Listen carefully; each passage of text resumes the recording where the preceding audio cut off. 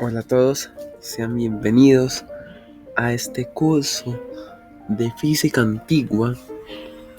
Volvemos con los videos del canal. Sé que he prometido otras cosas, pero prefiero antes adelantar este curso de física antigua, que es muy pero que muy interesante, y sobre todo que después va a servir para explicar en un futuro modelos copernicanos, keplerianos, etc. Entonces, sin nada que antelación, los dejo con la intro.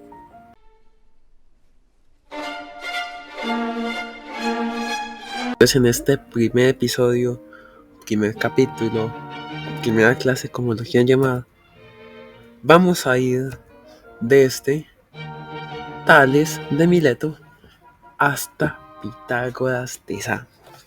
Listo. Pero antes hay que dar una pequeña contextualización de la época en que estaba sucediendo todo esto. O sea, me estoy refiriendo allá hasta antes de la aparición de la física de Tales de Mileto, para que nos hagamos entender. Listo. Entonces, primero estaba la filosofía, que se considera el primer filósofo, Tales de Mileto, y la física nace como una parte dentro de la filosofía. O sea, la física no es independiente del todo de la filosofía. La física en un momento nació como algo racional para darle sentido a las explicaciones del entorno. Sí, y con eso nació justamente con Tales de Mileto. Ya no es hasta un poco más avanzado con Aristóteles, física aristotélica, en la que vamos a empezar a ver un uso más reconocido de fórmulas, de argumentos matemáticos, que de argumentos simplemente lógicos y que se da por medio de la observación. ¿Sí? Como tal, la física no se termina de separar de la filosofía hasta ya bien integrado el siglo XV, sobre todo con el señor Galileo Galilei y Nicolás Copérnico. Listo. Hasta la física moderna como tal, no hay una separación clara entre la filosofía y la física. Entonces, como les venía diciendo, la física intenta explicar los fenómenos, sobre todo en esta primera etapa, que la podemos llamar de la física antigua prearistotélica, ¿sí? La física prearistotélica. Y después ya con Aristóteles y hasta el día de hoy, la física se intenta explicar los fenómenos, pero no mediante argumentos lógicos, no mediante la deducción, sino mediante un argumento matemático sólido. Entonces, con esto ya podemos ver el primer físico o el primer matemático, como lo quieran llamar, de la física antigua, que no es nada más ni nada menos que, como ya les venía diciendo, Tales de Mileto. Tales de Mileto es considerado el primer filósofo, es considerado el padre también de la geometría, y también es famoso por sus dos teoremas de Tales, el de los triángulos semejantes y el de las líneas paralelas y perpendiculares. Tales tiene una concepción muy precisa, muy filosófica, y con él es bueno partir desde un inicio. Como les venía diciendo, la física era muy deductiva. Entonces, para él el agua, la física era el agua de donde salían y nacen todas las cosas, y el mundo es una isla que descansa sobre el agua. Listo.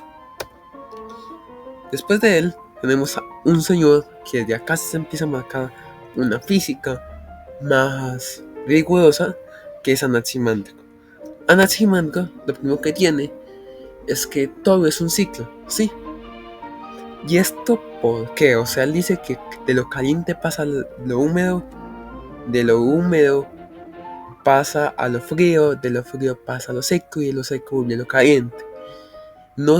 Porque esto yo lo pongo importante, porque nos viene a destacar un concepto que después vamos a utilizar sobre todo en energía, ¿sí?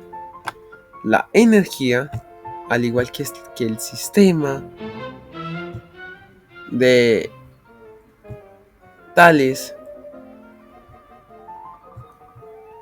la energía no se destruye, la energía se transforma, igual que todas las cosas naturales, según Anaximándrico. Era según Anaximándrico. Según Anaximándrico, todo, no había nada que se destruyera, todo seguía un ciclo. Y él llamó una sustancia primigenia apellido, ¿sí? El apellido era la sustancia del cual estaban hechas todas las cosas. Desde acá no llega un argumento para decir lo suficiente de una sustancia primigenia hasta allá Leucipo y Demócrito, que lo veremos en la siguiente clase. También, ¿qué decía Anaximándrico? Anaximándrico tenía una concepción de la Tierra algo peculiar, y él decía que la Tierra era un cilindro, ¿sí? La Tierra tiene un borde, ¿sí? Como que si fuera esto parecido al terraplanismo, para que se hagan una idea, pero no al terraplanismo sino un cilíndrico, ¿sí? La Tierra tiene un borde, y justamente todo lo conocido está dentro de ese borde. Fuera del borde no hay nada, sí, el borde que son cadenas montañosas. Fuera del borde no hay nada. Fuera del borde está la perpetuidad de la apellido, sí, el apellido, por así decirlo, en sustancia pura. Y él ya nos empieza a hablar aquí de unas órbitas y unos planetas y de cómo se tienen que ubicar en el universo. Entonces, para el señor Anaximándrico, la Tierra, que es un cilindro, se ubica en el centro. Dentro de él orbitan los planetas. Después orbitan las estrellas del firmamento. Después de la estrella orbita la luna. Y por último, lo más alejado de la Tierra que orbita es el Sol, ¿sí? Por tanto, para Anaximándrico, el Sol tiene una masa muy grande que hace que esté en la órbita más alejada de la Tierra. Volvemos. Los planetas conocidos en esa época eran pocos. Seguramente aquí Mercurio, Venus, Marte, Júpiter, Saturno. Después seguían las estrellas. Después la órbita de la Luna, que para Anaximándrico tenía una gran masa. Y por último la órbita del Sol. Y aquí vamos empezando a ver que este es el primer tipo de sistemas que son de corte geocéntrico. Sí, este es un sistema geocéntrico. Y es muy disparatado decir que es el único tipo de sistemas del universo que se encuentran en la física antigua. Porque en la física antigua, después lo vamos a ver, hay sistemas heliocéntricos o hay sistemas de un fuego en el interior. Y lo vamos a ver en el siguiente episodio de esta serie, ¿sí? Entonces, es el primer sistema geocéntrico, pero ya que ya estoy marcando un geocentrismo que se ha replicado por el siguiente que vamos a ver, que va a ser el señor Pitágoras. Y después, más adelante, va a ser reutilizado por muchos más, obviamente cambiando de cosas. Reutiliza también a Aristóteles, etcétera, hasta llegar a Ptolomeo y llega al sistema ptolemaico, que es el que más mandaba durante casi 2000 años, sí, más o menos, hasta que llega el sistema copernicano y lo cambia todo, sí. Entonces es muy importante ver que desde acá ya está marcando un sistema geocéntrico, sí. Después de Anaximandro le sigue Arquímedes, que solo es mencionado. Él dice que todo es el aire y es como devolverse en la física hasta el señor Tales de Mileto. Pues el siguiente importante y el último que vamos a ver hoy va a ser el señor Pitágoras de Samos. Pitágoras es conocido por su teorema de Pitágoras, en los triángulos, la suma del cuadrado de los dos ángulos es igual a la hipotenusa, la suma de los dos catetos elevados al cuadrado es igual a la hipotenusa al cuadrado. También él pone una relación entre cada nota musical y una longitud de onda. También describe sobre todo los sólidos fundamentales, las áreas para la pirámide, el cubo, el tetraedro, el dodecaedro, etc. Y también hace una estructura muy peculiar de cómo hallar cualquier número par e impar. Listo. Pitágoras parte con una suposición que empieza de acá y no va a cambiar a lo largo de física antigua. ¿Sí? Ya vimos que la Tierra es un cilindro, la Tierra era un océano, que acá Pitágoras define a la Tierra como una esfera. ¿Sí? Que la Tierra sea una esfera tiene unas condiciones mayores. ¿Por qué? Porque se entiende desde acá en adelante que la única forma de la Tierra es una esfera. Por tanto, no hay terraplanismo como tal en la física antigua. ¿Sí? Y que esto quede claro, porque hay sobre todo videos en internet muy virales que dicen que la Tierra, según Pitágoras, según yo no sé quién y yo no sé quién, era plana. Pero no, la Tierra plana es una invención después encontrada del sistema copernicano, etc. Ya que es una invención moderna, es un mito moderno. ¿Qué es lo que es un mito moderno? Y en verdad la Tierra es esférica. Desde acá ya sabía que la Tierra es esférica. No sabían calcular todavía el radio de la Tierra. Eso lo vamos a ver después. Cómo se calcula el radio de la Tierra con un señor que proponía en la física antigua hay un sistema heliocéntrico. Pero desde Pitágoras se sabía que la única forma de la Tierra es esférica. ¿Por qué? Porque veían la forma en la que daban los equinoccios, que dan distintos fenómenos que no igual los rayos del sol, como que en unas ciudades que en otras, etc. Y propone una distribución para los planetas diferente a la de anaximándrica. Esto ya sí pone a sus cuerpos celestes en una línea ordenada y tira, por decirlo, trae para adentro tanto la luna como el sol. Entonces, alrededor de la Tierra esférica orbita la luna con sus, aquí están todos con su signo, sí, la luna, Venus, Mercurio, el Sol, Marte, Júpiter, Saturno y las estrellas. Sí, para los que no sabían, de pronto les tiro un dato. No hay en la aparición no hay ninguna aparición de Urano y Neptuno con planetas de la física antigua, ni tampoco en la medieval, ni tampoco en la moderna, ¿sí?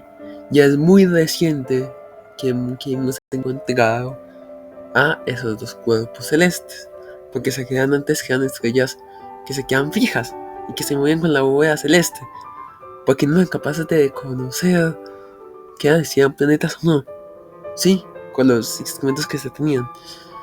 La aparición de ambos fue una casualidad matemática, más que de la física y más de ir y observar un punto, la observación en general del cuerpo celeste. Entonces, también Pitágoras propone unas cosas y es la distancia de la Tierra a cada cuerpo celeste. Entonces le da al Luna un valor de 1, al Sol un valor de 2, al Mercurio un valor de 3, a Venus un valor de 4, a Júpiter un valor de 9, a Saturno un valor de 27, y dice que las estrellas están ubicadas en 8 círculos. Pero hay que entender por qué le da estos valores de acá. Estos números de acá no son al azar, ¿sí? Son los cuadrados de los cuadrados tanto del 2 como del 3, ¿cierto? Entonces, 2 al cuadrado es 4, 3 al cuadrado es 9 y 3 a la 3, ¿sí? Que es como que terminaría completando esa secuencia, porque es este número elevado a este número, es 27. 9 por 3, 27. Entonces esta secuencia, que es una secuencia conocida, se le agrega al 1. Y una de las secuencias favoritas de Pitágoras y de todos sus seguidores, ¿sí? Y después ellos decían que las estrellas están en los 8 círculos. ¿Cómo se puede evidenciar esto? Cojo a 27 y le va sumando estos valores. Entonces el primer círculo es de 28, está 28 unidades, porque 27 más 1 es 28. El segundo círculo está 30, ¿sí? 28 más 2 es 30, y así, hasta que los 8 círculos, hasta que el círculo manejando estrellas está 36 unidades de la Tierra. Lo podemos llamar esas unidades como la distancia entre la Tierra y la Luna. Entonces, el Sol está 2 veces la distancia entre la Luna y el Sol, pero estos valores fueron agregados después de que se diera este sistema, ¿sí? Por lo tanto, ustedes ven que acá hay como una concordancia. Si Venus está aquí, ¿cómo va a estar el Sol a menos distancia de la Tierra que Venus? Porque si Venus está más cerca de la Tierra. Eso depende de la excentricidad de la órbita, decían ellos, porque obviamente los cubos celestes no van a estar justamente en esta visión así como en línea, sino que también tenían órbitas un poquito dadas según los pitagóricos. Y por eso es que el Sol se lo mantenía muy cerca de la Tierra, porque no tenía casi variación en su órbita, mientras que Venus sí. Listo. Entonces, con eso acabamos esta clase, la primera de física antigua. Y en la siguiente clase vamos a ver 5 pensadores: Filolao, Heraclio, Leucipo, Demócrito y Platón. Sí, Leucipo y Demócrito es algo muy corto. El atomismo. Filolao y Heráclides construyen bajo el modelo pitagórico, y Platón, que es una introducción al siguiente gran pensador después de Pitágoras en física, ¿sí? Que es Aristóteles. Platón habla de una cosa muy interesante del movimiento, que será después replicada por Aristóteles con fórmulas matemáticas. Entonces, nos vemos en la siguiente clase. Espero que se suscriban, denle like al video, atiendan la campanita, estén pendientes. Después está subiendo estos videos como cada semana, ¿sí?